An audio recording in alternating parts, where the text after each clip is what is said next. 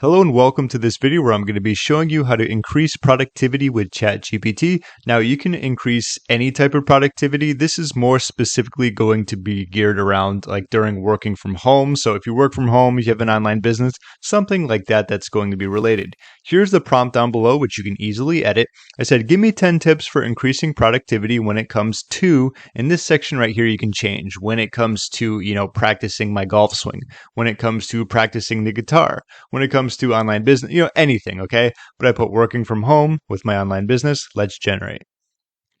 All right, so great. And right off the bat, allow me to read some of these. And what I'll show you is how you can actually get a lot better. Okay, so establish a routine and stick to a schedule, designate a dedicated workspace, minimize distractions and eliminate distractions like social media, phones. Prioritize and manage tasks effectively using a to-do list. It's funny they bring that up. I've been doing that since like 2013, 2012 or so. I used to write it down. Now I just use it in a journal online. Set boundaries with family and friends. Take breaks and prioritize self-care. Limit multitasking and focus on one task at a time. Collaborate and communicate effectively with coworkers, utilize productivity tools such as time tracking software, and continuously review and adjust your approach as needed. Okay, so these are all great, but looking at them, you might say like, well, how can I do that better? Okay, so establish a routine and stick to a schedule. Give me 1 second and I'm going to write a prompt related to this. All right, so I need help with establishing a routine and sticking to a schedule. I like waking up early. When do you recommend that I wake up? And what do you recommend I do after waking up? Write a few paragraphs. Okay, so this is just a way of going into the specific, I guess you could say, tip. It doesn't say much. It just says establish routine. Okay, well, what can I establish? Starting off with the morning, what can I do? It'll give you some ideas. Maybe it recommends exercising, going to the gym, which I like to do, having some water, meditating, whatever it's going to be, right? Let's click go here.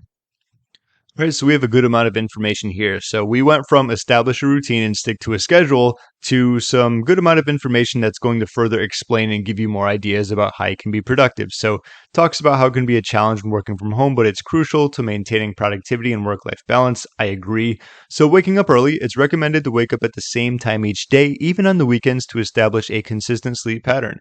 If you prefer waking up early, aim for a time between 6 and 8. This will give you a head start on the day and help you feel more energized and focused. So I definitely agree with all this stuff in the beginning, especially like on the weekends. If you like waking up early, for me, I'm around 5. I've been sick for a little while, so that's been a little out of whack. But, when I go to the gym, I'll be up around 5 and go from there. Like I said, just because they say this specific time doesn't mean you have to. They don't know your life perfectly, obviously, but the more details you give them, the better information it's probably going to give you, okay? Morning routine after waking up. It's important to start your day with a healthy and energizing routine. This could include exercise, meditation, or a healthy breakfast. This will help you feel refreshed and ready to tackle the day ahead. I agree. Once again, I love going to the gym. I always feel great when I come back from it. It's a great way to start the day. Plus, if you go to the gym later at like 5 or 6, there's just so many people. It's like a zoo. It's hard to get a machine, a bench, whatever it's going to be, right? Planning and prioritizing. Take some time to plan out your day and prioritize your tasks. This will help you focus on what's important and ensure that you don't waste time on less important tasks. Once again, I agree. As I talked about with my to-do list, what I do is the day before, I write down what I need to do tomorrow. So when I wake up and actually go to the gym, come back and get on the computer, there's no scrambling and using brain power to try and figure out what I need to do. It's already there for me. I just do it. So we have stick to a schedule, and then at the bottom it says it's important to remember that everyone is different and what works for one person may not work for another. A very great point there, obviously, because not everyone is going to do the same thing. But let's do one more example. So let's look at, let's look at designate a dedicated workspace. Let's write more about that. All right, so I need help designated a dedicated office workspace. I just put office in there. A lot of people refer to where they work as an office. Like me, what should I have in it or what shouldn't I have in it that will allow me to be more productive? So this is another good one. Sometimes the stuff that you have in here, in your own office, that is, might stop you from being as productive as possible. You might get distracted. You might look at other things. It's kind of like how some people love sitting near a window, but at the same time, they know that if they stare out too long, maybe they'll people watch or like they'll start daydreaming, whatever it is. So it's different for everyone, as they mentioned. Let's click go here and see what we get. All right, and this is a very good amount of information that's going to be very helpful in terms of what we're looking for.